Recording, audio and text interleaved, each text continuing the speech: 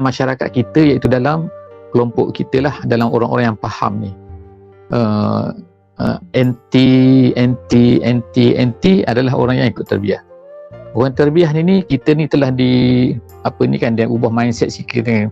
Perasaan kita telah diubah sikit kan, dan macam-macam lah benda-benda yang telah kita banyak berubah daripada dulu, daripada sebelum kita ikut tarbiyah. Selepas daripada ni, kalau antum bersama-sama lagi, antum dan juga antum lah bersama-sama lagi dalam tarbiyah ni yang panjang, yang lama ni kan, insya-Allah kan, kita harapkan kita akan berubah cara pemahaman kita, cara pandangan kita terhadap sesuatu benda. Kita nak kita ni kan ditukar dengan Quran, dicanai dengan Quran, dibentuk dengan Quran kan. Kita katakan otak kita ni kan macam ada satu bekas air kan. Air tu contohlah kata keruh kan. Kita berapa banyak yang kita perlukan untuk kita ubah air keruh tu. Kita perlu masukkan berapa banyak air bersih kan, untuk kita hilangkan kekeruhan tu.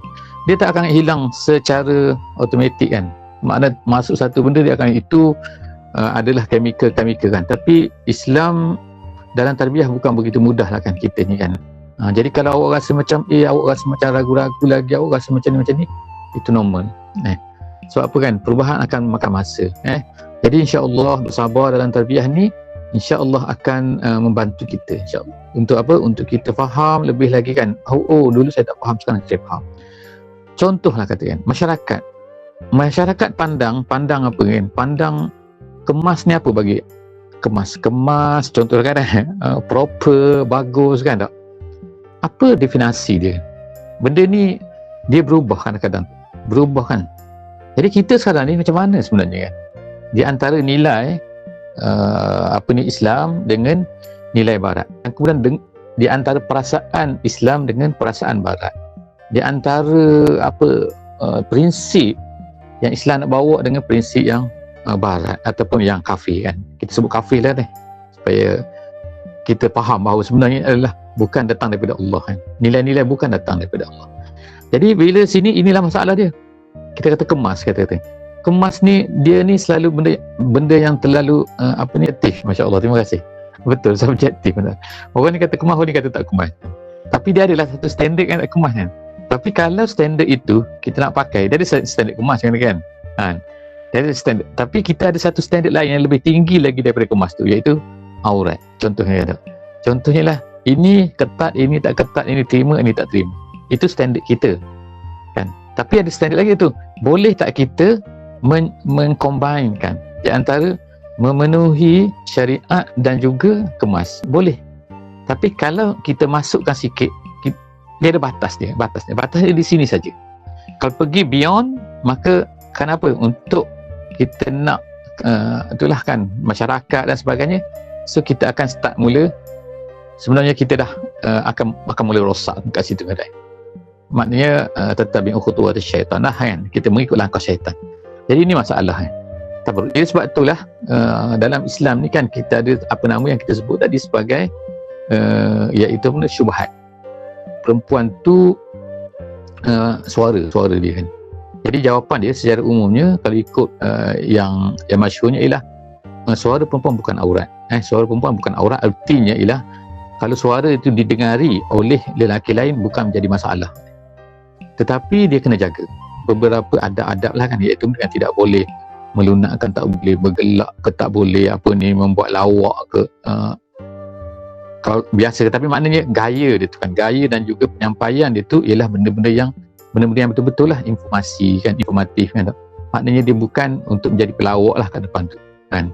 Kalau ada sikit-sikit tu cerita lain tapi maknanya kalau memang jadi pelawak tu kan, tu tak boleh lah kan. Macam dalam TV tu kan, raja lawak sebagainya kan, raja tak lawak, ratu lawak lah sebagainya kan. Buat video live atau letak gambar nampak muka di media sosial dengan viewers campur lelaki dan perempuan. Ini benda ni dia samalah macam kita ni masuk TV, kita ni buat kita buat presentation, kita buat apa-apalah kan kan. Jadi benda ni ialah dari segi hukumnya yang asalnya, hukum asalnya ialah kita ni kena menyorok gitu kan. Wa qarna fi buyutikunna tu ialah hendaklah perasaan asal kita ialah menyorok.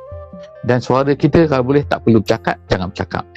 Kalau tak perlu beritahu, tak perlu saya saja duduk lepot, tak ada kerja kan, itu tak boleh maknanya kan. Itu konsep waqarna fi buyutikunna, maknanya bersembunyi sekadar kalau seboleh-bolehnya kita ni bersembunyi. Tapi isu dia ialah sekarang ni masalah masyarakat pula kan.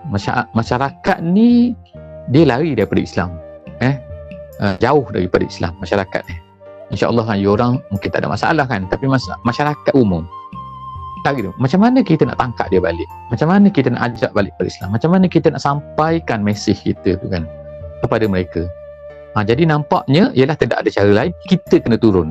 Bukan kita tunggu dia datang, memang tak akan datang kan. Ahli masyarakat akan datang pada kita, sehingga kita ni pergi kepada mereka.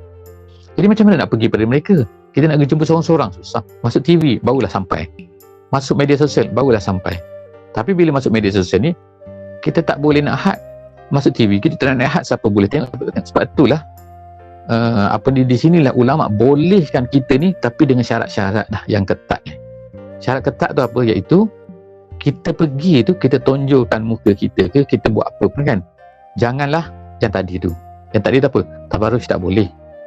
Kita mentutukan suara tak boleh katakan. Ataupun buat gaya gedek-gedek lah, apa nama panggil? Gedik-gedik. Kan? Apa benda? Allah, bahasa dia kan. Maknanya kalau orang tempat saya panggil buat cara gatal-gatal lah.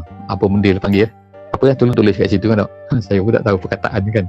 Gedik-gedik maknanya tak boleh lah dia kan. Kalau gaya tu kan, gaya gedik-gedik, suara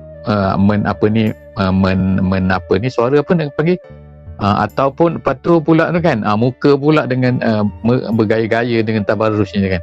Jadi kalau semua tu kena jaga benda tu. Kalau benda tu kena jaga, so dengan niat kita untuk menyampaikan mesej Islam tu kan, dengan apa caralah bentuknya kan. Selagi mana kita ada benda-benda tu, insya-Allah ada. Itu media sosial lebih kurang